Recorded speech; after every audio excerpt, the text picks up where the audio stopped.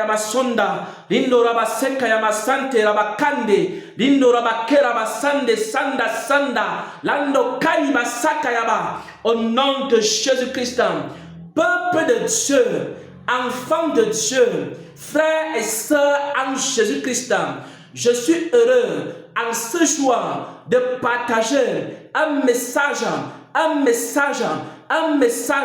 avec le peuple de Dieu, un message avec l'ensemble du corps de Christ, un message particulier pour les évangélistes, particulier pour des personnes qui évangélisent, particulier pour des personnes qui annoncent la bonne nouvelle du royaume des cieux dans les rues, pour des personnes qui annoncent la bonne nouvelle du royaume des cieux dans les maisons, pour des personnes qui évangélisent, pour les personnes qui ont reçu le ministère d'évangéliste et pour les personnes qui ont l'habitude d'évangéliser. Ce message te concerne, mon frère. Ce message te concerne, ma soeur. Ce message s'intitule l'évangélisation est un revêtement. L'évangélisation est un revêtement. L'évangélisation est un revêtement. Avant d'aller évangéliser, il faut d'abord te revêtir. Avant d'aller évangéliser, il faut d'abord te revêtir. Parce que lorsque le Seigneur Jésus devait envoyer ses apôtres, ses disciples, aller évangéliser, aller témoigner, aller prêcher la bonne nouvelle, il a dit ceci. Restez d'abord à Jérusalem et attendez la promesse du Père.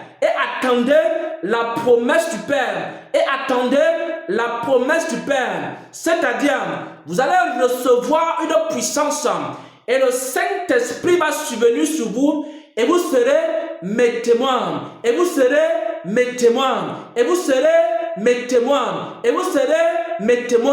Avant d'aller évangéliser, il faut d'abord recevoir la puissance de Dieu. Attends d'abord que Dieu te révèle de sa puissance avant de sortir évangéliser. Attends d'abord que Dieu te révèle de sa puissance avant de sortir prêcher la bonne nouvelle. Attends d'abord, mon frère. No sekarabasende, no karibasakayabasanta, la rikondo rabasekarabasende santa. Attends d'abord, mon frère. Attends d'abord, ma soeur. Que Dieu te communique le feu, que Dieu te communique la force, que Dieu te communique sa grâce avant d'aller proclamer la bonne nouvelle. Et le Seigneur m'a enseigné cela dans un songe à la nuit du 5 janvier 2025. Le Seigneur me montrait ici un évangéliste.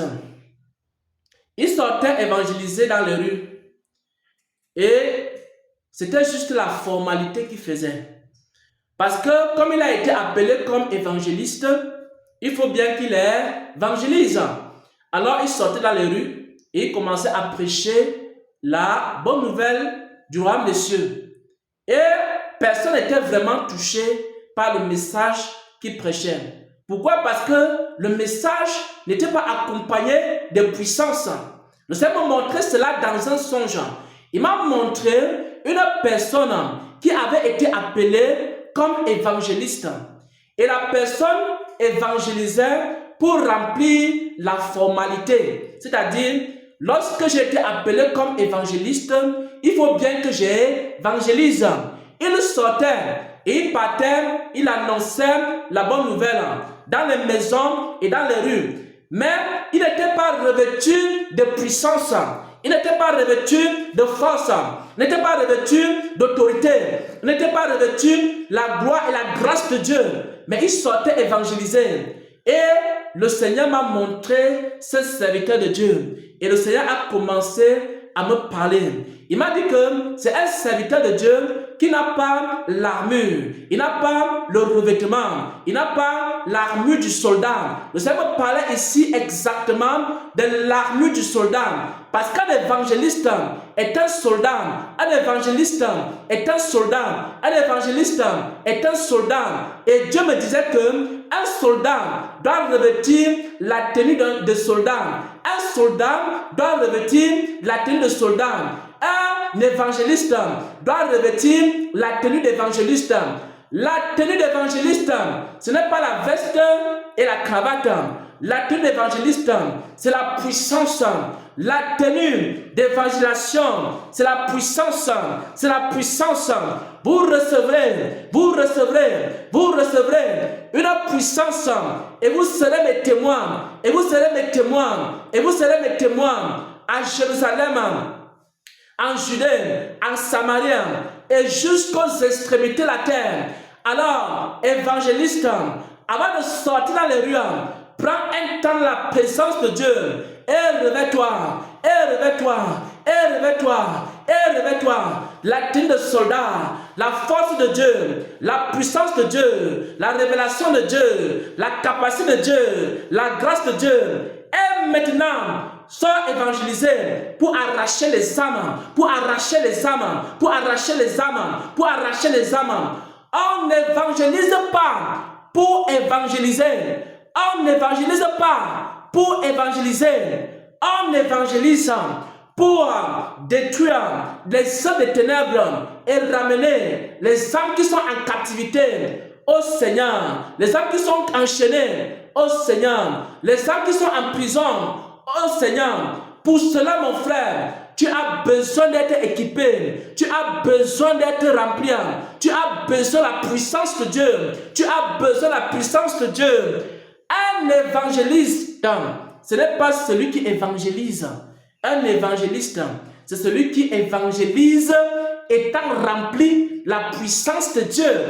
Un vrai évangéliste, mes frères et sœurs, ce n'est pas seulement celui qui évangélise. Voilà ce que le Seigneur m'a montré. Il m'a montré qu'un évangéliste doit être quelqu'un qui se révèle la puissance de Dieu avant de sortir dans les rues. Un vrai évangéliste, c'est quelqu'un qui se révèle la puissance de Dieu avant de sortir pour aller évangéliser. Sinon, si tu n'es pas revêtu la puissance de Dieu, tu passes seulement remplir les formalités. Le Seigneur est fatigué des évangélistes qui partent remplir les formalités. Ils vont de maison en maison pour aller remplir les formalités. Ils sortent dans les rues avec des micros pour aller remplir les formalités. Ils sortent dans les rues avec des baffles pour aller remplir les formalités. Mais un vrai évangéliste, c'est quelqu'un qui sort dans les rues pour évangéliser et qui est revêtu de quoi, mes frères, qui est revêtu de quoi, mes sœurs, et qui est revêtu de la puissance de Dieu. Mande koribo sanda rabasheke, randa konde seki rabakonda sanda rabashente, anda rabakori baseka rabasenda rabasheke, randa karabasanda sanda. Revêtez-vous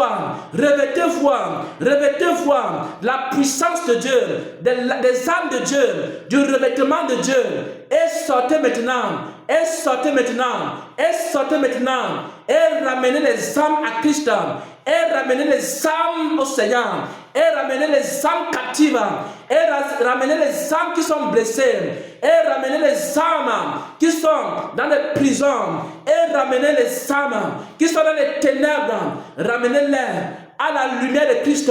Mais revêtez-vous d'abord, mais revêtez-vous d'abord, mais revêtez-vous d'abord, mais revêtez-vous d'abord, parce qu'un évangéliste est un soldat bien armé, un soldat revêtu, un soldat rempli du Saint-Esprit. Amen, amen, amen. De la ville de Banganté, si nous sommes ici à ce carrefour, c'est pour partager la parole de Dieu. Avant de partager la parole de Dieu, je vais me présenter. Je suis le serviteur Xavier. Je suis un serviteur de Dieu.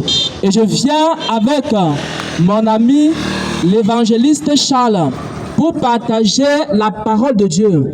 pour partager un message de la parole de Dieu avec les populations de la ville de Banganté. Pourquoi? Parce que Jésus arrive.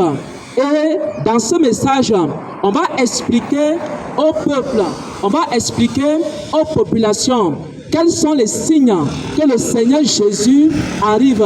On va expliquer au peuple, on va expliquer aux populations comment faire pour vaincre le péché. On va expliquer au peuple, on va expliquer aux populations comment faire pour triompher des souffrances du péché dans la vie des hommes et des femmes. On va expliquer aux populations, on va expliquer aux hommes et aux femmes comment ils peuvent faire également pour avoir la vie éternelle. Parce que vous savez que nous sommes poussière et nous allons retourner à la poussière. Un jour, nous allons quitter ce monde. Un jour, nous allons retourner à la poussière. Un jour, nous allons abandonner les belles voitures. Un jour, nous allons abandonner les belles maisons. Un jour, nous allons abandonner toutes les choses qui nous sont chères. Et ce jour-là, nous ne savons pas où nous allons partir. Pourquoi?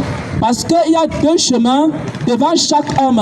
Il y a un premier chemin qu'on appelle le chemin de la vie éternelle. Il y a un autre chemin qu'on appelle le chemin de la perdition.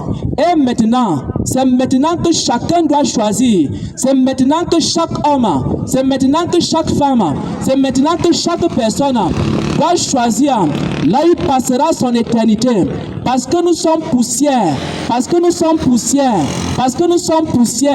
nous allons un jour retourner à la poussière. Même si tu es un homme d'affaires, tu es poussière. Un jour, tu vas retourner à la poussière. Même si tu es une femme mariée, tu es poussière. Un jour, tu vas retourner à la poussière. Même si tu es un fonctionnaire, il faut savoir que tu es poussière. Et un jour, tu vas retourner à la poussière. Qui que tu sois un enfant, que tu sois un adolescent, que tu sois un adulte, que tu sois une personne âgée, tu dois savoir une chose, c'est que tu es poussière. Et un jour, tu retourneras à la poussière. Et c'est maintenant que chaque homme, et c'est maintenant que chaque femme, et c'est maintenant que chaque personne doit préparer son éternité. Quand tu mourras, quand tu vas retourner à la poussière, où ira ton âme?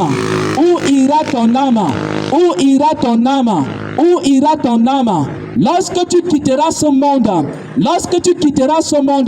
la question à laquelle nous allons répondre en ce jour, où ira ton âme, mon frère?